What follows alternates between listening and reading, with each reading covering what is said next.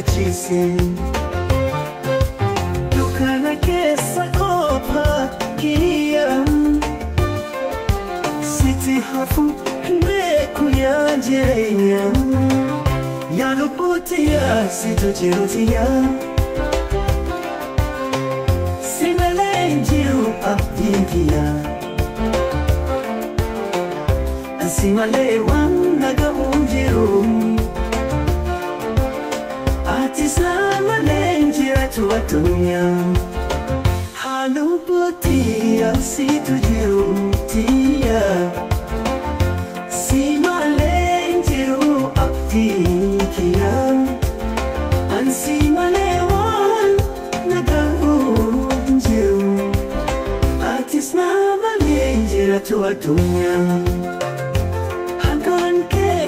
Situ ifanalate Unadu kana siti wame. Si malee beeku gata kesa. Dukkana kesa nabasanu uko.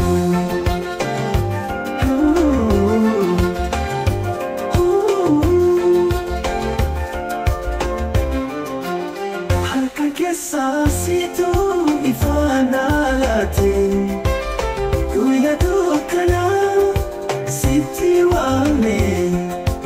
Si malee beeku gata kesa.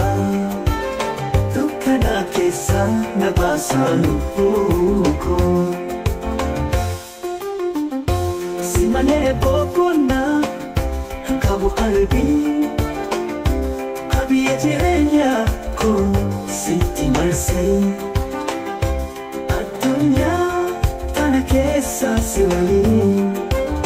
Lubbuu koo siif laatan hin shakku jireenyi. Yaa lubbuutti yaa situ jiruutiya. Si malee hin jiru abdiin kiyya. Addunyaa tana keessa si waliin. Siif laatan shakku jireenyi. Yaa lubbuutti yaa situ jiruutiya. Si malee hin jiru abdiin kiyya. Si malee waan nagahu hin jiru. Atis na malee hin jiratu addunyaa.